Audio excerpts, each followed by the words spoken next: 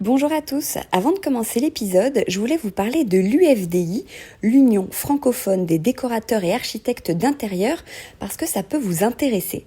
L'UFDI est partie du principe que l'union fait la force, que ce sont des métiers dans lesquels on peut se sentir seul ou avoir besoin de partager. C'est donc un réseau qui accompagne les pros de la déco, qui échange avec eux régulièrement sur les best practices, qui leur offre un cadre juridique, qui rassemble des profils qui ont les mêmes exigences qualité.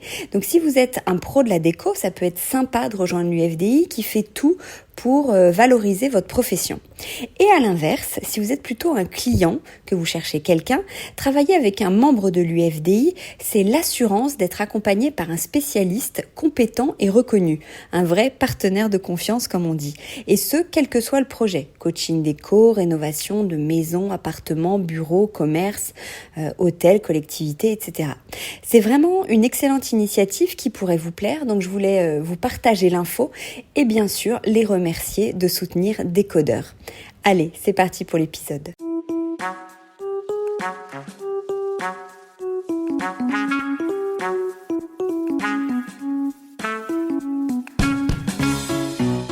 Bienvenue dans Décodeur, le podcast qui parle de celles et ceux qui font la déco aujourd'hui. Je m'appelle Hortense Leluc, je suis journaliste déco et à chaque nouvel épisode, j'invite à mon micro des pros de la déco. Ensemble, on peut parler savoir-faire, inspiration, tendance, actu, idées déco, envers du décor. Bref, on papote et on enregistre car ici, la déco, ça s'écoute. Si vous venez juste de découvrir cette émission, j'espère qu'elle vous plaira. Sachez qu'il y a déjà plus de 80 épisodes enregistrés avec de nombreuses personnalités passionnantes et plein d'autres formats aussi sur des thématiques bien précises. Pour suivre tout ça en photo, vous avez Instagram, bien sûr, @décodeur. N'hésitez pas à vous abonner, à m'écrire, à partager, bref, à faire vivre ce podcast qui n'existerait pas sans votre fidélité. Allez, c'est parti. Bonjour à tous, je suis installée dans l'une des plus jolies boutiques déco de Paris, la Trésorerie. Alors boutique déco, je suis pas certaine que ce soit vraiment le mot, on va en reparler tout de suite avec Elsa Coustal, mon invitée qui est la cofondatrice de ce concept qui est proche de l'idée d'un bazar ou d'une quincaillerie avec tout ce qu'il faut pour la maison, en beaucoup plus beau et plus chic, vous allez voir. Dans cet immense espace, on retrouve tout pour cuisiner, préparer, cuire, couper. Alors ça va des cocottes aux planches à découper dans toutes les tailles, en passant par la coutellerie, les bocaux, tout pour la table, la vaisselle, les assiettes, les tasses, les pichets, les plats, les couverts, le linge de table. Tout un espace droguerie aussi, des produits d'entretien ou de ménage qui donnent envie de faire le ménage d'ailleurs. Plein de choses pour la salle de bain aussi et bien sûr de la déco, des objets déco, des luminaires, du linge et même du mobilier dans la boutique juste en face, mais ça aussi on va en reparler. Ici, la règle d'or dans la sélection, il faut que les produits soient beaux, utiles et durables, issus des meilleurs savoir-faire français, européens et japonais. C'est une phrase que j'ai piquée sur leur site, on va y revenir aussi. Des valeurs qui font leur notoriété depuis 10 ans, car oui, c'est l'anniversaire de la Trésorerie. Et pour fêter cette occasion, ils sortent un très beau livre qui s'appelle La Nouvelle Table, une balade culinaire dans laquelle on vous emmène tout de suite avec Elsa. Bonjour Elsa. Bonjour Hortense. Alors je le disais, vous avez sorti un livre pour votre anniversaire, on va peut-être commencer par ça. C'est un livre qui s'appelle donc La Nouvelle Table, un guide du beau et de l'utile qui est organisé autour des moments, des saisons, qui est organisé autour des grandes tablées ou des tables par couleur. En gros, il y a des thématiques, on va revenir dessus. C'est mélangé avec des recettes aussi qui ont l'air délicieuses, qu'on a tout envie de tester. Il y a des zooms sur des marques avec lesquelles vous travaillez, j'imagine, et beaucoup de photos d'inspiration qui sont très nombreuses et qui sont légendées. Vous mentionnez chaque produit qu'on peut donc retrouver. Ça, c'est vraiment un détail super agréable, je dirais. Comment est née cette envie, avant tout, de faire un livre ? Pourquoi un livre pour les 10 ans ? Alors, très franchement, on n'avait pas cette idée-là. C'est Hachette qui est venu nous trouver et qui, en fait, connaissait la boutique et avait envie de faire un livre avec nous parce que le concept leur plaisait. et on n'avait pas de thématique. Donc elles nous ont laissé réfléchir et c'était en juin dernier.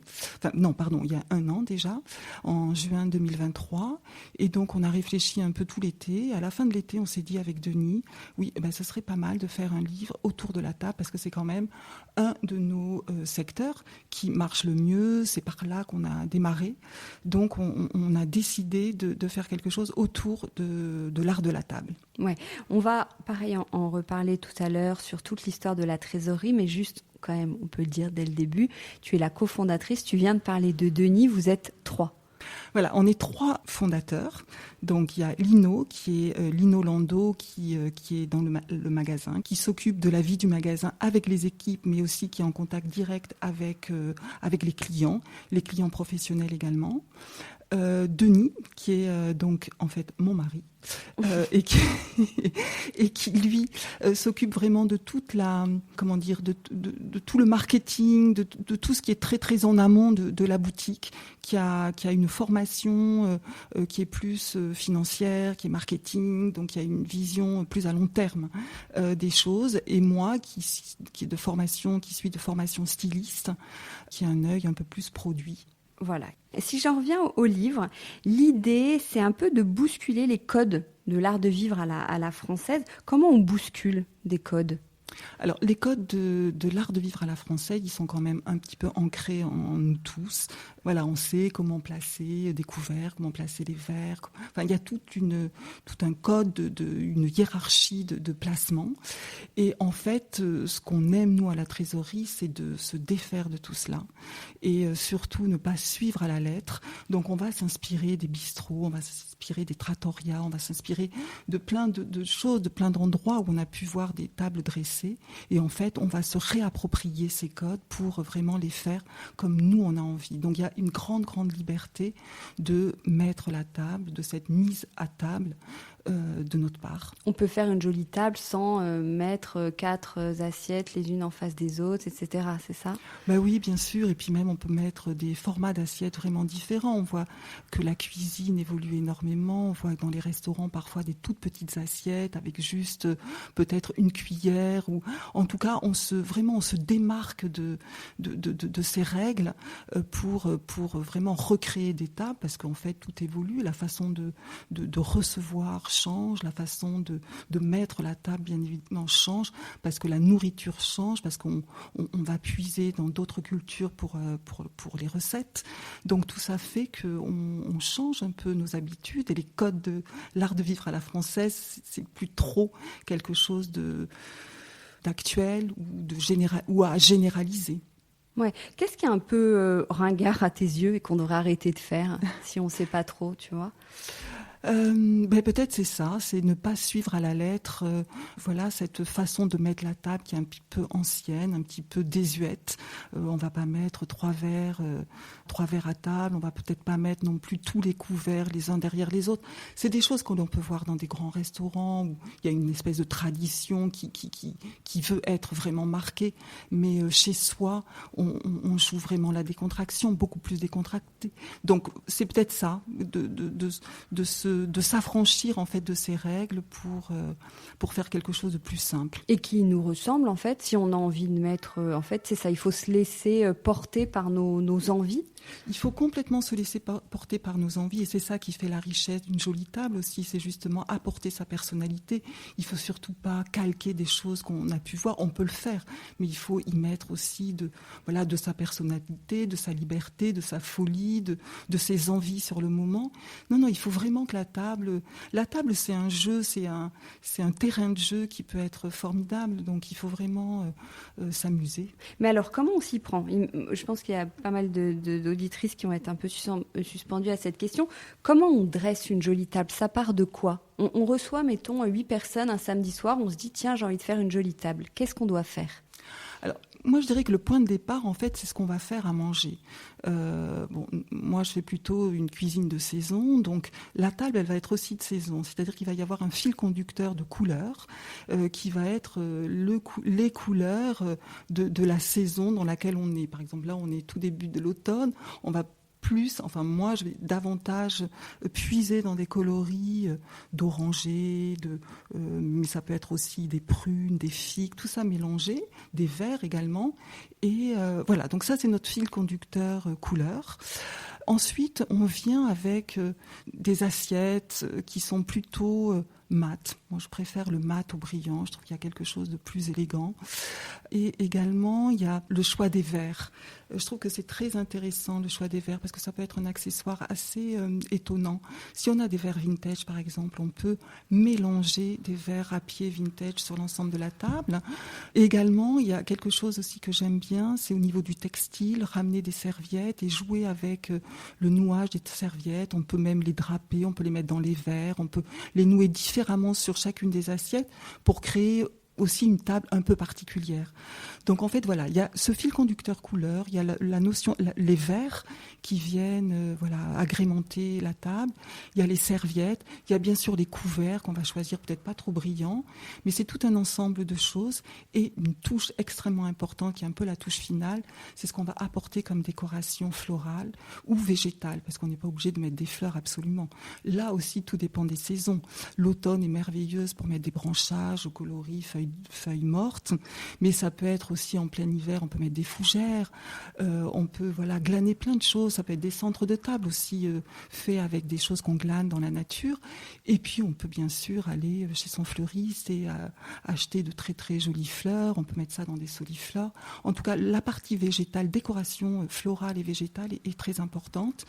Et je finirai aussi pour un repas du samedi soir avec des bougies, parce que les bougies, ça crée une atmosphère, une chaleur merveilleuse. Donc on peut en abuser des bougies sur une table. Et comment on met les bougies, typiquement, tu vois, pour avoir une jolie lumière? Est-ce que tu as des conseils en termes il vaut mieux mettre plein de petits bougeoirs, on les répartit sur toute la table, Alors, je trouve que quand il y a profusion, c'est quand même très, très, très beau. Alors après, il faut pas non plus que ça empêche les uns et les autres de se voir en face, mais on peut avoir plusieurs bougies, bien sûr. Et plusieurs bougies nécessitent plusieurs bougeoirs. Donc, si on n'a pas plusieurs bougeoirs, moi, ce que j'aime bien aussi, c'est de prendre tout simplement des toutes petites assiettes, des toutes petites coupelles qui nous servent de bougeoirs. Comme ça, on peut vraiment mettre plein de bougies. On n'est pas obligé d'avoir toute une ribambelle, un assortiment de bougeoirs pour avoir des bougies sur sa table. Ouais. Et alors, nappe ou pas nappe? Alors, vraiment, là, il n'y a pas de recette. Une nappe, ça peut être très très joli si on n'a pas une jolie table en bois. Donc, on a une table, et ça c'est une nappe, pardon, et ça c'est vraiment bien. Donc, moi, je suis vraiment pour les tables, une belle nappe en lin, formidable.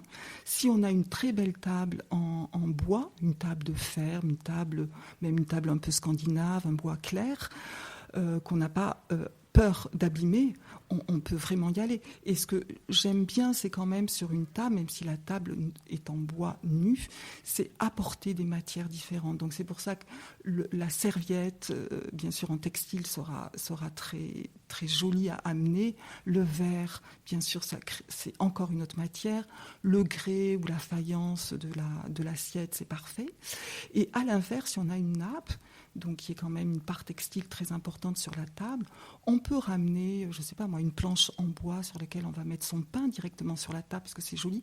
C'est aussi très joli d'avoir sur une table plusieurs matières parce que ça crée de la chaleur, parce que c'est vivant et que le bois est très très beau. Donc c'est vrai que l'apport du bois, moi je le trouve très très chouette, que ce soit la table en elle-même, que ce soit une planche à découper directement sur la table.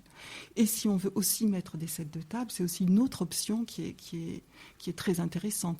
Donc il n'y a pas de règle, vraiment tout peut être très joli à partir du moment où on rajoute, ce que je vous disais tout à l'heure. Ouais, j'allais dire une table d'automne. À quoi ressemblerait une table d'automne? Tu nous l'as déjà dit, c'est qu'en fait, il faut que ce soit un petit peu des végétaux ou des fleurs de saison et peut-être dans les couleurs de l'automne. Oui, une table d'automne, effectivement, c'est vraiment une histoire de couleurs. On a envie de toutes ces couleurs de feuilles mortes, de fruits d'automne aussi, avec les figues, les prunes encore, ou bien les fruits secs, les noix, etc. Donc c'est vraiment ces couleurs qui seront le fil conducteur d'une jolie table. Et bien évidemment, on amène du feuillage, on amène des fleurs aussi, qui peuvent être des fleurs d'automne. En ce moment, on est sur des hortensias. C'est formidable d'avoir des hortensias mélangées à des branchages. Donc voilà, une table d'automne, ça peut être cet axe-là, oui. Ouais. Et donc dans le livre, ça tourne aussi beaucoup des moments, et on peut aussi dresser une table.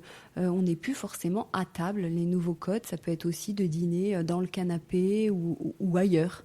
Oui, exactement. En fait, dans le livre, on a voulu montrer aussi qu'on n'était pas toujours à table, dans une salle à manger pour déjeuner ou dîner. Il y a d'autres endroits dans une maison ou bien dans un appartement, parce qu'on n'a pas tous non plus des appartements où il y a une salle à manger. Donc on peut effectivement dîner au salon, sur une table basse, et dans ce cas-là, on adapte aussi la vaisselle, c'est-à-dire que ce ne sera pas une table dressée, mais ça va être peut-être des plats qui vont être servis dans des bols, sur une assiette qui peut faire office de petit plateau. Donc voilà, donc on peut vraiment jouer. Ça peut être aussi une table dressée dans la cuisine, parce que c'est formidable aussi un petit peu de désacraliser le repas et d'être directement dans la cuisine, parce c'est un lieu qui est formidable, plein de chaleur, c'est là où on prépare, donc c'est un lieu de vie formidable, la cuisine. Ça peut être aussi, dans le livre, on a toute une séquence sur le petit déjeuner au lit, qui peut être aussi un repas du matin, qui peut être soigné. On peut vraiment travailler la mise en scène, la vaisselle et les recettes. Donc oui, il y a plein d'endroits et de moments où on peut dresser des tables qui ne sont pas des tables habituelles que l'on a l'habitude de... Ouais. Et là, donc, tu nous donnes à chaque fois plein de conseils. Et typiquement, il y a un moment que j'ai bien aimé, c'est l'apéritif. Parce qu'on ne sait jamais trop, comment on crée un apéritif gourmand, sans dire tout ce qui est écrit dans le livre. Parce qu'on se retrouve quand même assez souvent avec un paquet de chips, 3 radis et un saucisson. Comment sortir de ça, faire une jolie petite table de présentation déjà, et en plus, même vous qui avez mis des recettes dans le livre, qu'est-ce qu'on propose aujourd'hui? C'est quoi l'apéritif 2024? Alors l'apéritif 2024, c'est presque un apéritif dînatoire, c'est-à-dire qu'on va choisir un ensemble de mets qui vont être des mets qui seront, qui vont peut-être... Au-delà de l'apéritif, on peut, par exemple, choisir une thématique un peu orientale, avec des mezzés. Par exemple, ça peut être vraiment une idée intéressante. Et du coup, les mezzés, c'est accompagné de beaux pains. Ça peut être présenté, parce qu'il y a plein de couleurs, dans des bols de différentes tailles. Là, on soigne vraiment la vaisselle pour que ce soit une table remplie et qui donne vraiment très, très, très envie. Et puis, on va apporter aussi par les verres qu'on peut dépareiller. Moi, j'aime bien dépareiller les verres. Donc, on peut amener des verres sur la table qui sont dépareillés. Les verres peuvent aussi servir de petits vases où on va mettre quelques petites fleurs. Donc, tout ça crée une atmosphère sur la table qui est une atmosphère de table dont on a vraiment très, très, très envie. Et on s'installe à l'apéritif pour un petit moment. Donc ces apéritifs-là, c'est des apéritifs un peu dînatoires, comme des petites dînettes. Et on va s'asseoir autour d'une table ronde ou une table basse, et de façon très décontractée. Et voilà, et c'est vrai qu'on a cet apéritif-là, on sait qu'il va durer, qu'il va être joyeux et plein de saveurs. Ouais. En t'écoutant, en fait, je me dis c'est aussi un livre sur l'art de vivre, en fait. L'art de vivre à la française. Oui, alors en fait, c'est vraiment aussi le point de départ. Bien sûr, j'ai parlé aussi de l'art de la table, de mettre en avant l'art de la table, mais c'est tout le rapport entre l'art de la table et les mets, et c'est surtout recevoir, se réunir.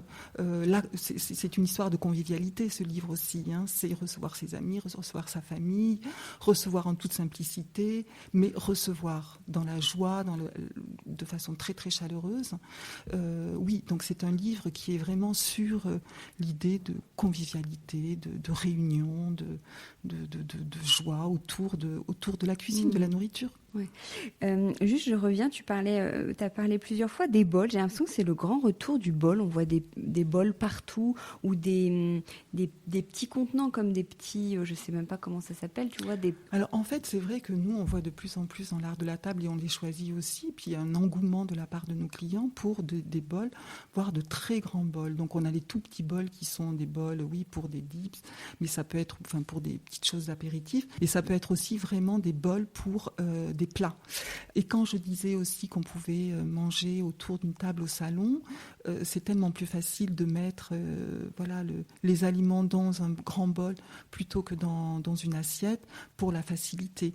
Et c'est aussi parce que la nourriture, maintenant, c'est une histoire aussi de cultures très différentes. On va chercher, on va s'inspirer de la cuisine japonaise, de la cuisine israélienne, de la cuisine libanaise, de la cuisine indienne. Donc il y a plein de plats qui nécessitent un contenant qui sera plus proche du bol ou de l'assiette creuse, voire un petit peu plus creuse. C'est vrai qu'il n'y a pas réellement de nom. C'est un petit saladier, mais c'est pas vraiment un saladier. C'est vraiment l'assiette creuse entre le bol et l'assiette creuse. De plus en plus, elles sont un peu plus hautes. Voilà, pour réceptionner l'ensemble de ces aliments. Il y a un autre dernier petit sujet, c'est le couteau, qui a un côté un peu tabou parce qu'on n'offre pas de couteau. Ça ne s'offre pas, je crois. Je sais pas ce que tu en penses d'ailleurs. Alors, non, ça s'offre. Ah mais si, mais à la trésorerie, il n'y a pas de tabou sur le couteau. Le couteau, c'est notre meilleure vente. Donc c'est le cadeau. Oui, mais les gens viennent s'acheter leur couteau, non? Ils viennent offrir. Donc on peut offrir des couteaux. D'où ça vient cette histoire qu'on peut pas offrir des couteaux? Ça, je sais pas. Je sais pas trop. Il y a cette idée de Ou lame c'est au mariage, coupante. je crois. Il n'y a pas de couteau sur les listes de mariage. Peut-être, mais en tout cas, on peut offrir un couteau, mais il y a toujours cette tradition pour les superstitieux de donner une pièce à celui à qui on offre ou celui qui offre. Ouais, je ne sais pas très bien dans quel sens ça se passe, mais toujours est-il pour ne pas casser l'amitié. C'est vrai qu'il y a cette histoire-là, mais pour nous, le couteau, mais c'est oui, j'allais dire, il y a un vrai sujet couteau. Déjà, vous en proposez beaucoup, mais l'offre est importante et riche. Voilà, l'offre est très importante et le couteau, les couteaux, en fait, parce qu'il y en a beaucoup, sont très importants. Il y a plein de couteaux de différents usages dans les couteaux. Il y a le petit office, le grand office, le yatagan pour couper vraiment les herbes. Il y a les couteaux japonais, il y a les couteaux spéciaux pour couper le jambon, il y a bien sûr les couteaux pour le pain. Il y a une multitude d'usages pour le couteau et autant de couteaux différents. Et vraiment, il y a un engouement. Nous, c'est vraiment notre meilleure vente. Et même le couteau de table tout court, maintenant, on peut mettre un couteau qui pourrait avoir un style un peu rustique. Je ne sais pas comment on dit. Ça, c'est très actuel d'avoir un couteau avec un gros manche en bois. C'est beau. Complètement actuel et même de plus en plus. Alors ça, pour nous, qui sommes là depuis 10 ans, en fait, ce sont les restaurateurs qui se sont mis à nous acheter des couteaux d'office pour des couteaux de table. Et petit à petit, en fait, les gens allant au restaurant et voyant ces couteaux un petit peu rustiques, comme tu dis, qui sont vraiment des couteaux d'office, avec des beaux manches en bois très travaillés, enfin pas très travaillés, mais des beaux manches en bois, en fait, nous ont demandé et achètent maintenant des couteaux d'office pour des couteaux de table. Alors, d'une part, ce sont des couteaux qui coupent très, très, très bien. Donc, pour la viande, c'est parfait. Et puis, c'est vrai que ça amène du bois avec, une fourchette ou une cuillère qui va être, elle, tout en inox. Donc c'est vrai que c'est de plus en plus fréquent. Oui. On va revenir un petit peu sur la trésorerie. Pourquoi ce nom ? Pourquoi la trésorerie ? C'est parce qu'il y a des trésors ou rien à voir ? Les deux. Non, au tout début, en fait, la trésorerie, quand on s'y est installé il y a 10 ans, ce n'était pas à ce moment-là la trésorerie principale du 10e arrondissement, mais ça a été, jusque au milieu des années 90, la trésorerie principale du 10e arrondissement. Ensuite, c'est devenu un grossiste, un jeaner, parce que la rue était entièrement occupée par des grossistes. Mais voilà, l'origine, c'est la trésorerie principale du 10e. Et on a envie de le garder parce que là aussi, comme tu le disais, il y a le mot trésor dedans. Et on trouvait que c'était joli d'avoir dans la trésorerie ce mot trésor. Comme s'il y a un côté quincaillerie, comme je disais, ça aurait pu être lié. C'est ça, c'est-à-dire que c'est vrai que nos premières pièces, quand on rentre dans la boutique, on rentre par la cuisine, où il y a une multitude d'ustensiles en bois, en inox, etc. Donc on s'y perd un petit peu, et c'est vrai que ça fait un petit peu caverne d'Ali Baba, et ça fait un peu, oui, trésor, les trésors qu'on vient chercher. Mais, alors, tu nous parlais de Lino et Denis. Comment vous vous êtes rencontrés? Comment est né, à quel moment vous vous êtes dit, il y a 10 ans, on va faire la trésorerie? Alors, Denis et Lino travaillaient déjà ensemble sur des biocopes. Moi, j'étais dans la mode, donc on était tous les trois avec des métiers un peu différents. Et puis, avec Denis, donc, qui est mon mari, on ne trouvait pas dans Paris des boutiques où on puisse trouver des ustensiles de cuisine, enfin l'aménagement pour la maison qui ne soit pas des produits qui viennent de très très loin, faits en Chine. Et moi, ça c'est quelque chose, et Denis aussi, et Lino aussi, qui est très difficile. Donc on s'est dit, mais on va, parce qu'on voulait à ce moment-là changer tous de métier, on avait envie de monter une boîte comme ça sur la décoration, enfin pas vraiment la décoration, mais l'ustensile pratique, fonctionnel pour la maison. Et on s'est dit, on va faire cette boutique qui n'existe pas sur des produits qui vont venir de France, d'Europe, et qui seront dans des matériaux recyclables, des matériaux nobles, naturels. Et voilà, l'idée est née comme ça. Oui, d'accord. Alors, ouais, je le disais tout à l'heure, je citais, parce c'est bien écrit, ça résume assez facilement votre concept. Ce sont des objets beaux, utiles et durables. C'est-à-dire, quels sont vos critères de sélection? Oui, en fait, nos critères de sélection, ils sont extrêmement rigoureux et stricts. On n'en déroge pas. En fait, on ne sélectionne que des produits qui sont fabriqués en France, en Europe, un tout petit peu au Japon, je vais y revenir, et par des manufactures qui ont leur propre outil de production. Pourquoi l'Europe, la France, l'Europe et le Japon? Parce qu'il y a aussi pour nous quelque chose qui est très important, c'est qu'il y ait un respect des normes sociales. On veut que le produit qui soit fabriqué soit fait par quelqu'un qui gagne correctement sa vie. Donc donc c'est pour ça qu'on ne va pas dans des pays où on ne sait pas très bien comment c'est fait, par qui c'est fait. Donc, et puis il y a une histoire aussi écologique, que ce ne soit pas trop loin.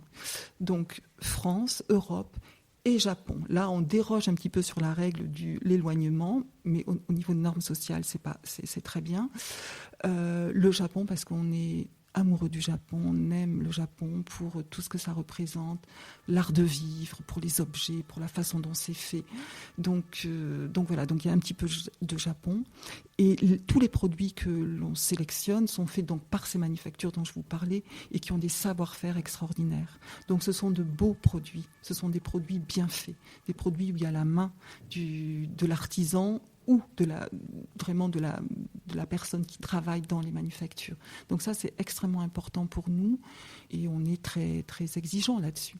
Oui, mais sur ce sujet des marques éco-responsables dont tu nous parlais, est-ce que tu trouves que l'offre est riche ou elle est encore timide? Vous avez ouvert la trésorerie parce que justement, il manquait ça. Mais maintenant, on est 10 ans après. Alors, il y a 10 ans, bien sûr, l'offre était pas riche du tout. Moi, je trouve qu'elle est toujours pas très importante. Quand on fait le tour des salons, quand on regarde un petit peu comment ça se passe, il y a quand même beaucoup de marques qui en fait font fabriquer très très très loin. Il y en a pas tant que ça de boutiques ou de grands magasins qui font appel à des marques qui soient des marques françaises, européennes. C'est quand même encore vraiment très très très loin. Donc il y a beaucoup de travail encore à faire, de sourcing et de fabrication en fait. Oui, toi qui es au cœur de l'offre, est-ce que tu vois que les lignes bougent lentement? Elles bougent très très très lentement. Au niveau de l'offre, elles bougent très très lentement. À l'inverse, peut-être tu vas me poser la question, le consommateur, lui, bouge vraiment beaucoup plus vite. On voit dans les nouvelles générations, il y a vraiment une demande. On voit, nous, les gens qui viennent dans notre boutique, les fidèles ou ceux qui sont de passage, ils sont vraiment très respectueux de tout ce dont je parlais, c'est-à-dire qu'ils recherchent des marques éthiques, ils recherchent des produits qui ont du sens, qui sont faits de façon équitable. Donc le consommateur, il est vraiment en demande. En revanche, à l'inverse, nous, on trouve que l'offre est encore vraiment pas suffisante. Comment t'expliques ça? Ou qu'est-ce qu'il faudrait faire pour que...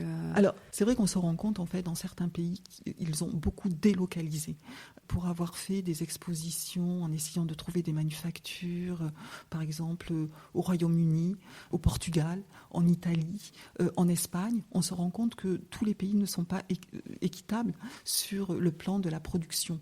Par exemple, au Portugal, il y a encore beaucoup de petits producteurs, de manufactures qui produisent vraiment au Portugal. Il reste encore des outils de fabrication énormes. Dans d'autres pays européens, c'est pas du tout le cas. Donc les gens ont beaucoup délocalisé. Donc c'est vrai que aller chercher des marques en Asie, c'est tellement plus facile. Bon, nous c'est pas notre truc parce que on cherche et on a trouvé vraiment en Europe et en France de très belles marques et avec un achat qui n'est pas si, enfin qui est qui a un bon rapport qualité-prix. Qui a un très bon rapport qualité-prix, sans faire des marges folles. Nous, on arrive vraiment à trouver des produits très bonne qualité avec des savoir-faire qui sont faits en Europe. Alors, est-ce que c'est un manque de curiosité? Est-ce que c'est peut-être de la facilité d'aller chercher très loin et peut-être aussi une envie de faire des marges beaucoup plus importantes. Bon, il y a tout un facteur économique qui rentre en jeu, mais toujours est-il qu'on peut vraiment trouver des choses en France et en Europe et au Japon, enfin dans des pays où on sait que les choses sont bien faites, qui sont raisonnables et qu'on va pouvoir proposer à des prix tout à fait corrects. Oui, en tout cas, toi, côté consommateur, tu le disais, ça peut être un critère de choix maintenant. Ah, mais pour nous, c'est ça, c'est un critère de choix. Les gens viennent à la trésorerie parce qu'ils savent qu'ils vont trouver des produits faits, présentés, équitables et qui sont faits par des manufactures ou des fabricants. Oui. Et c'est pour ça que vous avez du succès aussi, c'est que vous êtes une des rares boutiques qui a un choix aussi large, beau, utile, durable. Je pense qu'on était un peu les premiers, c'est vrai, il y a 10 ans, à proposer cela. Bon, maintenant, ça s'est beaucoup développé. Mais oui, je pense qu'on a une offre qui est vraiment très importante et qui est vraiment très rigoureuse dans ce sens. Ouais. Tu pourrais justement nous citer des marques qui représentent bien, t'en cites quelques-unes dans le livre, mais qui représentent bien la trésorerie avec qui vous travaillez? Oui, alors il y en a. Alors je vais en citer vraiment un certain nombre. Par exemple, en France, il y a la manufacture de Digoin, il y a Gien, il y a Jars pour la céramique.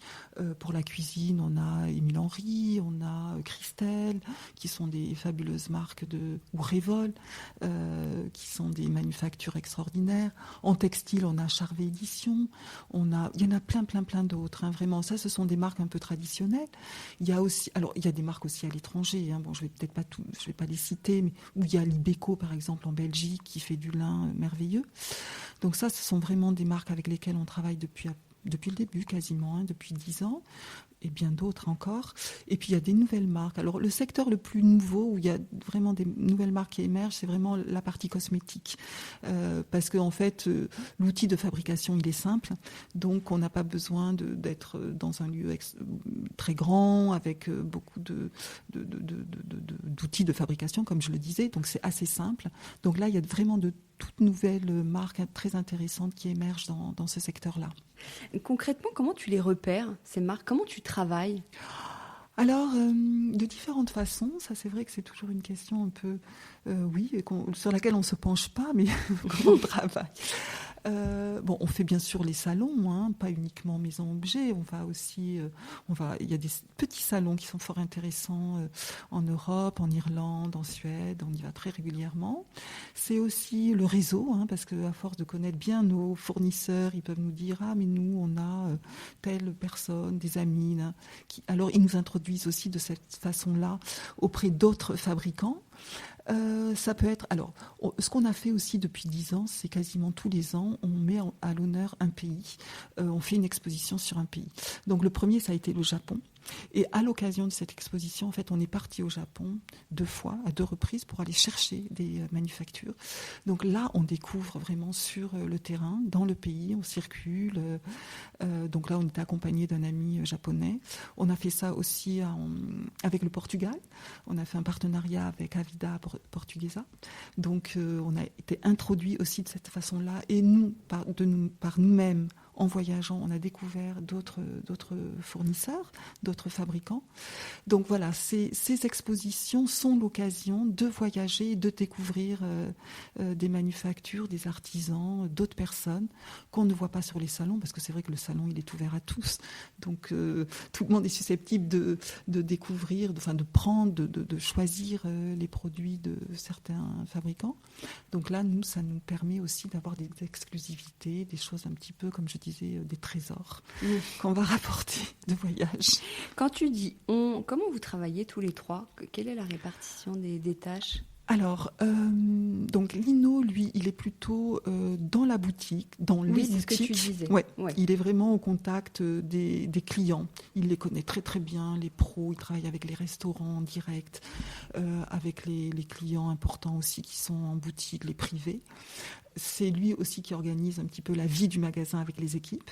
Donc ça, c'est vraiment le terrain, le quotidien de Lino. Denis, donc il est plus sur la stratégie, mais il est aussi sur le produit avec moi. Et moi, je suis vraiment sur le produit. Je suis un peu, entre guillemets, la DA de la trésorerie. C'est-à-dire que je vais un peu sourcer les produits. Et puis, c'est aussi la mise en place dans le magasin, le display, la communication aussi. On a une équipe de com, notre attaché de presse aussi. Donc voilà, je vais faire un peu le lien avec la com, mais je suis quand même plus sur le produit, sur le choix, la sélection du produit, avec Denis aussi. Et comment tu as appris ce métier? Parce que tu disais que qu'est-ce que tu as fait comme parcours, ou comment tu as même aiguisé ton regard? Alors en fait, moi j'ai fait les arts appliqués du Perret. Et puis j'ai une formation de styliste, styliste mode, pas du tout dans la déco, pas du tout dans l'objet, mais c'est pas si loin en fait. Donc je travaillais quand même 25 ans dans la mode, dans la tendance. Et puis, mais j'ai beaucoup travaillé sur les couleurs, sur les matières. J'étais sur le produit, mais surtout très en amont sur les tendances. Donc en fait, c'est comme ça que j'ai aiguisé mon regard sur les matières, les couleurs, les ambiances coloristiques. Enfin, ça, c'est vraiment ce qui me plaît. Puis je travaille aussi sur le bijou, sur la cosmétique, sur des choses un peu plus particulières. Ouais. Et c'est marrant parce que tu parles des tendances. À la trésorerie, vous vous affranchissez d'une certaine manière des tendances, non? Quel est ton rapport aux tendances? Comme je te l'ai dit, j'ai été vraiment baignée pendant 25 ans là-dedans, et je crois que c'était formidable, et en même temps, j'en pouvais plus à la fin, parce que dans la mode, au début, alors, c'était 2 collections par an, et puis après, il y a eu les collections croisières, et puis après, c'était des collections qui étaient injectées tous les mois, voire tous les 15 jours. C'était horrible. Donc, overdose de tendance, je dois le dire, que le mot tendance même... Mais bon, je conçois qu'on vive avec les tendances, ça c'est normal. Mais pour nous, maintenant, c'est plus des tendances de fond. Moi, je m'en affranchis parce que je pense que de façon un peu innée, je sens quand même un petit peu les choses. Donc on ne change pas... la boutique, par exemple, on ne va pas renouveler tous les 6 mois, loin de là. On est vraiment sur quelque chose de pérenne, on est sur des produits qu'on va reconduire. Et c'est ça, en fait, que j'aime maintenant. C'est vraiment montrer qu'un beau produit, quand il est bien fabriqué, il peut durer. Alors, on injecte, bien évidemment, des produits qui sont un peu plus, qui bougent davantage, des produits qui sont des accessoires, parce qu'on a notre boutique aussi plus accessoires et mobilier. Donc, on va avoir des vases, on va avoir des bougies, on va avoir des plaids, on va avoir des coussins. Donc ça bouge un tout petit peu plus. Mais sinon, de façon globale, on est vraiment sur ce courant très low style, très... sans que ce soit une frénésie, surtout pas. Même si la slow consommation, c'est tendance, c'est dans l'air du temps. Voilà, alors, c'est complètement dans l'air du temps, mais nous, on n'en fait pas une tendance. Ouais. C'est vraiment notre ADN. Donc, oui, voilà. Donc, ouais. on s'inscrit là-dedans. Mais c'est ça depuis 10 ans en fait. Ouais. On a même des produits qu'on reconduit depuis 10 ans. Depuis 10 ans? Oui. Ouais, c'est marrant. Oui, les tables là que l'on a, ça fait 10 ans quasiment qu'on les a. Elles sont formidables. En chaîne, fabriquées au Danemark, merveilleuses. On les garde à vie. Ouais. Voilà, c'est des produits comme ça qu'on aime aussi. Tu parlais de cette deuxième boutique, on n'en avait toujours pas parlé, c'est celle dans laquelle nous sommes installés, qui est plutôt autour du mobilier. C'est que c'était pas assez grand en face, ou vous aviez envie de le distinguer ou... Alors en fait, en face, on a vraiment démarré donc la trésorerie, cette grande trésorerie là qui fait quand même 350 mètres carrés, par de l'objet. L'objet, donc comme tu le disais au début dans l'introduction, tout ce qui est cuisine, ustensiles de cuisine, l'art de la table. On a maintenant un corner cosmétique. Donc on était vraiment sur l'objet, mais on avait quand même un petit peu introduit des petites tables basses. On avait, qu'est-ce qu'on avait au début? On avait de la table aussi un peu haute, enfin de la table classique, et on avait des tabourets. On pensait que le tabouret serait formidable. On n'en a plus parce qu'en fait ça ne marche pas du tout. Donc on avait un petit peu de produits au début, puis en fait il y avait vraiment des questionnements, une demande. Les gens nous demandaient, mais vous n'auriez pas voilà, cette table dans tel format. Bon, il y avait une attente d'un peu plus de mobilier. Donc quand on a pu prendre ce local qui est juste en face, donc cette grande trésorerie, on a saisi l'occasion et là on a installé en fait une boutique qui est comme un appartement en fait où on a effectivement beaucoup de tables, de chaises, de fauteuils, des canapés, on a du luminaire, on a plein d'accessoires, des vases, des miroirs, je me tourne là, je tourne ma tête pour voir tout ce qu'on a. On a des dessus de lit, des plaids, beaucoup de plaids, parce que ça c'est quelque chose qui est très très très chouette en fait, avec une sélection européenne merveilleuse. Voilà, donc il y avait une demande de la part de nos consommateurs, et puis en même temps pour nous c'était un nouveau challenge parce qu'on aime bien une nouvelle aventure sur quelque chose de plus important. Donc voilà, donc maintenant on a les deux. Qu'est-ce qui se vend bien? Est-ce que un genre de best? Vous avez des bestes, des choses que... Alors, le best, c'est ce que je disais tout à l'heure, c'est tout ce qui est petits ustensiles de cuisine, les couteaux d'office, ça c'est vraiment incroyable. Les tout petits ustensiles de cuisine en bois, en inox, parce qu'il y a cette notion aussi de on cherche, on regarde, on est curieux, c'est intriguant. On a des ustensiles très étranges, intrigants, on se demande ce que c'est. Donc ça, les gens adorent. Et les brosses. Les brosses pour la cuisine, les brosses pour nettoyer, les brosses à légumes, les brosses, là aussi c'est intriguant, les brosses à champignons, les brosses, toutes sortes de brosses, donc pour la cuisine, mais aussi pour la salle de bain. Très jolie brosse. Pour se nettoyer les mains? Pour se brosser les ongles, mais pour le massage, pour se laver. C'est drôle. Et brosse à légumes, c'est quoi? Pour nettoyer les légumes? Pour nettoyer les légumes, oui, quand il y a des pommes de terre, par exemple, où il y a un peu trop de terre, pour les nettoyer. Enfin, on a des brosses spécifiquement champignons pour nettoyer les champignons. Oui. Mais la brosse à légumes, c'est une brosse vraiment qui est très vendue parce qu'on s'en sert énormément. Combien vous avez de références, tu saurais dire ou pas, de produits? Alors, je sais dire parce que j'ai demandé tout récemment à Denis, qui est le grand chef trésorier, qui connaît tous les chiffres. On a 3000 références. Alors quand je dis 3000, ça paraît beaucoup, mais c'est 3000 quand on parle des produits avec toutes leurs déclinaisons couleurs, par exemple. Voilà, ça fait 3000 références au total, à peu près 3000.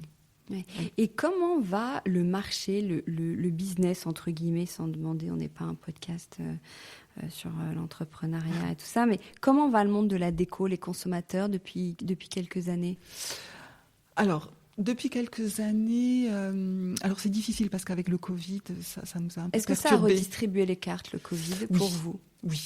En fait, nous, pendant le Covid, comme on était commerce indispensable pour tout ce qui était cuisine, le reste était fermé. En fait, les gens, comme ils avaient besoin ils restaient chez eux, bien évidemment, ils avaient besoin quand même de s'occuper, donc ils ont fait de la cuisine énormément. Et donc nous, on a vendu des casseroles et des poêles énormément à ce moment-là et des ustensiles. Et on a continué sur cette lancée après le Covid. Les gens se sont intéressés à leur intérieur pendant et après. Ils ont, je pense, renoué avec leur intérieur, leur envie d'être bien chez eux. Donc nous, ça a été vraiment, ça a continué sur cette lancée. Mais là, l'après-Covid, là maintenant, il y a eu quand même un petit peu des difficultés pour beaucoup. On voit là autour des chaînes qui ferment, des magasins qui ferment de déco. Nous, ça ne nous touche pas. Et je pense que ça ne nous touche pas parce que, comme je le disais tout à l'heure, on est sur des produits qui sont des produits des produits pérennes. Donc, en fait, ce sont des produits qu'on va garder. Les gens continuent à venir chez nous parce qu'ils savent qu'ils vont trouver un produit de qualité, qui ne va pas s'user trop rapidement, qui ne va pas se démoder trop rapidement. Donc, nous, je touche du bois, on a la chance de continuer et ça fonctionne bien. Mais on voit bien que c'est pas le cas pour tous. Donc il y a visiblement un problème économique, et puis il y a aussi l'inflation. Enfin, il y a eu quand même de la part des consommateurs des problèmes importants. Donc il y a eu une baisse un peu partout. Nous aussi, on a ressenti cette baisse. Mais malgré tout, on continue, ça fonctionne, Ouais. fonctionne bien. On parle de la boutique depuis tout à l'heure, mais on est d'accord qu'il y a un site internet. On peut acheter en ligne, quelqu'un là qui nous écoute à Toulouse ou à je ne sais où peut acheter sur le site. Oui, absolument. On a un site qui est important, hein, qui grossit. Mais bon, notre métier premier, c'est quand même le magasin, parce qu'en fait, il y a du conseil. Voilà, il y a du SAV aussi, hein, parce qu'il y a des gens qui peuvent revenir pour X raisons. Donc on est là pour eux. Donc on est avant tout une boutique physique. Mais le e-shop est important parce que, comme tu le disais, effectivement, on envoie en Europe. Donc les gens qui nous connaissent, qui habitent en Belgique ou en Suède et qui ont envie d'acheter des produits de la trésorerie peuvent le faire. La proportion, c'est à peu près 80% boutique et 20% e-shop. Mais il est important, l'e-shop. Il faut l'avoir vraiment, justement, pour les gens qui ne peuvent pas se déplacer à Paris. Ouais. Toi, tu cuisines beaucoup, tu as beaucoup d'accessoires de cuisine, etc. Alors moi, je cuisine beaucoup, mais je cuisine avec peu d'accessoires. Alors ça, c'est une tradition familiale. Mon père, qui cuisine énormément, avait très peu de choses. Il avait la bonne poire, la bonne cocotte en fonte, le bon couteau. Il avait très peu de choses, mais c'était le nécessaire à cuisiner. Il pouvait embarquer ça dans un panier et il pouvait cuisiner partout. Et en fait, moi, je suis un peu comme ça. Bon, maintenant que nous avons la trésorerie, je dois avouer que j'en ai sûrement un peu plus que lui. Mais je cuisine énormément, oui, et j'aime ça. Et voilà, avec des ustensiles assez essentiels. Et tu cuisines pour toi ou tu reçois beaucoup? Alors, je cuisine pour ma famille, pour mes amis. Oui, on reçoit pas mal. Mais au quotidien, je cuisine beaucoup parce qu'en fait, on mange un peu de viande, un peu de poisson, mais très peu. Donc, surtout des légumes. Et comme on cuisine que des choses de saison, ben voilà, tous les soirs, on prépare quand même pas mal ça de demande légumes. un peu de préparation. Exactement. Ouais. Et en déco, tu dirais que c'est quel style chez toi? Je crois que tu as 2 chez toi. Alors, j'ai un petit chez moi et un grand chez moi qui est plus celui où on va recevoir et on va recevoir notre famille aussi, hein, nos enfants. Donc, il y a la campagne qui est pas très loin de Paris. Donc, je parlerai plus de ce grand chez moi parce que c'est plus facile. Alors, quel style? Eh ben, comme on reçoit beaucoup et que nos enfants sont très présents chez nous avec leurs amis aussi le week-end, c'est une maison qui est, je pense, assez chaleureuse, qui se veut très facile. Donc c'est une très grande pièce où il y a le salon, la cuisine, la cheminée, tout est réuni. Donc de grands canapés avec des coussins. Donc là je m'amuse avec les coussins, des tapis qui peuvent être des souvenirs de voyage, mais c'est aussi des souvenirs familiaux. J'ai un tapis qui vient du Niger, qui vient de chez mes grands-parents, qui m'est très cher, notre premier tapis qu'on a acheté dans une galerie. Voilà, donc ça, c'est les touches couleurs un petit peu de cette grande pièce dans laquelle on vit. Et puis après, il y a une grande table de ferme qui est vraiment la table de salle à manger. Donc il y a beaucoup de matières chaleureuses, hein, parquet en bois, cette table en bois, des fauteuils, des chaises chinées. Donc c'est assez mélangé. Voilà, il y a ces touches de couleurs, beaucoup d'éclairage indirect, beaucoup de lampes. J'aime beaucoup les lampes. J'aime bien vraiment qu'il y ait des zones d'éclairage tamisées, pas trop fortes. Voilà, qu'est-ce que je pourrais dire? Et puis il y a cette cuisine qui est là au milieu, où quand mes enfants sont là, on cuisine tous ensemble. Voilà, donc c'est une maison très vivante. Voilà, très vivant. Et oui, et ce que j'oubliais aussi, c'est une maison qui jouxte la forêt. Donc on a énormément de nature. On a des grandes baies vitrées, donc la nature rentre. Et moi, j'ai aussi mis beaucoup de plantes vertes et je vais chiner dès que j'arrive le vendredi soir, faire des bouquets de branchages, parce qu'en fait, on a plein d'arbres. J'ai pas besoin d'acheter de fleurs, hein. De grands branchages, l'été, l'hiver, ou des bouquets l'été cueillis dans les champs. Donc ça, c'est important parce que ça rajoute, en fait. Dès que j'arrive, voilà, ça crée, ça rend la maison très vivante tout de suite. Donc tu es le genre à rapporter des petits bouquets de la maison de campagne quand tu reviens à Paris le dimanche soir. exactement, des paniers. Ouais. Oui. Et tu changes souvent ta déco? Alors, je tourne, je change pas. J'aime bien déplacer les choses, les meubles, depuis toujours. Bon, là, c'est quand même des grandes choses à la maison de campagne, mais dans plus petit espace, je change. J'adore ça, pour créer, pour avoir le sentiment que j'ai changé d'appartement, mais pas du tout. C'est toujours la même chose. Ou changer de déco, c'est juste un déplacement de canapé, de table, qui donne illusion. Mais sinon, je renouvelle pas les choses. Non, je garde. Ouais. Et quelle est ta pièce préférée dans cette maison? Le coin que tu préfères justement pour te ressourcer? Alors, comme je disais, c'est une maison qui accueille beaucoup. Alors, peut-être le coin où chacun, finalement, on est tous ensemble et en même temps, on est seul, c'est devant la cheminée. On prend son fauteuil, on se met devant la cheminée. Ça, c'est un endroit extrêmement ressourçant, apaisant. On peut lire, écouter ce qu'on veut, regarder le feu. Ça apaise énormément. Ça, c'est un endroit que j'affectionne particulièrement. Mais après, il y a d'autres endroits que j'aime pour m'amuser sur la déco. Par exemple, j'adore les chambres, parce que c'est un peu les seuls lieux fermés chez nous. Et par exemple, les chambres d'amis, je trouve que c'est très amusant de décorer une chambre d'amis, parce qu'en fait, c'est comme une carte blanche, on va s'amuser. Oui, voilà, c'est comme un décor. Donc là, je peux m'amuser vraiment sur les chambres, qui sont des lieux qui ne sont pas vraiment tout le temps habités, mais qui peuvent être assez agréables à imaginer. Et alors, dernière question. Si tu faisais un dîner avec 6 invités, des personnalités ou pas, décédées Oui. ou pas, qui serait-elle? Alors, Qui serait-il? Attends, ces invités, oui. Qui serait-il? alors justement, qui serait-elle? Parce que j'aimerais bien en fait faire un dîner. Alors ça, ce serait une expérience. Et merci de me poser cette question parce que ça n'aura jamais lieu, mais c'est justement fort intéressant. Il y a quand même des femmes que j'admire, hein, qui sont dans des domaines de prédilection que j'ai, qui sont par exemple, le design. Alors j'aime très bien Charlotte Perriand, quand même une sacrée dame.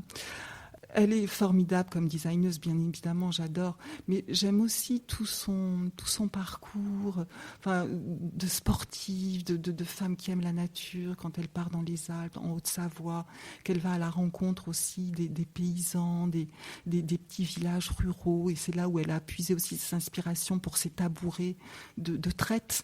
Donc ça, je trouve ça formidable, cette partie sportive de liberté de Charlotte Perriand, et aussi en tant que mère et tout ça. Donc je la trouve assez extraordinaire, cette femme, pour plein de raisons. J'aime aussi beaucoup la danse. Alors peut-être que je pensais à Pina Bausch, et puis je me dis mais non, revenons à la source, c'est-à-dire Isadora Duncan, dont j'ai lu la biographie, qui est complètement dingue, enfin qui est quand même née en 1870 ou 80, donc c'est incroyable, il y a si longtemps, et pourtant tellement éprise de liberté avec ses danses. Moi, j'adore la danse contemporaine. Voilà, qui dansait pieds nus, dans des petites robes, comme le fait Pina Bausch aussi. C'est vraiment directement issu de Isadora Duncan. Donc il y aurait Charlotte Perriand, Isadora Duncan. J'aimerais bien aussi mélanger avec des copines à moi, de ma génération, des femmes de ma génération, donc entre 50 et 60 ans. Je pense à certaines, hein, qui sont artistes ou pas d'ailleurs, et des jeunes aussi, des jeunes femmes qui sont dans mon entourage. J'ai en tête une céramiste, une ingénieure, une psychologue. Alors bon, là on dépasse les 6, mais bon, j'en choisirai comme ça, parce que je trouve que ce serait intéressant de faire un repas transgénérationnel, donc avec ces femmes qui sont nées il y a plus d'un siècle, ou bien Charlotte Perriand, début du XXe, et des femmes actuelles et des jeunes femmes qui sont vraiment dans cette réalité. Donc voilà, parce qu'elles sont toutes éprises de liberté, avec des visions qui sont bien évidemment tellement, ces jeunes femmes ancrées là en 2024. Donc j'aimerais bien, j'imagine que ces discussions puissent être très très très riches, sur leurs élans de liberté, de choix de vie, comment, voilà, ça m'amuserait de les faire rencontrer, se faire rencontrer. Oui, très jolie réponse. Bon, et ben merci beaucoup Elsa pour tout ce que tu nous partages, tes conseils au tout début de l'épisode et toute cette belle histoire autour de la trésorerie. Merci Elsa. Merci. Au revoir. Décodeur, c'est terminé pour aujourd'hui. Merci beaucoup d'avoir écouté en entier. Si vous avez aimé cette émission, n'oubliez surtout pas de vous abonner au podcast pour ne pas rater les prochains épisodes. Bien sûr, vous pouvez aussi la partager en l'envoyant à vos proches ou en story Insta. D'ailleurs, vous pouvez me retrouver sur le compte Décodeur où je poste quasiment tous les jours. Et si jamais vous écoutez cette émission sur Apple Podcast et que vous avez 20 secondes, n'hésitez pas à laisser un commentaire. C'est juste sous la liste des épisodes. C'est comme partout, plus j'ai d'avis et d'étoiles, plus le podcast se détache et se fait connaître. Voilà, merci beaucoup et à très bientôt alors, ici ou ailleurs.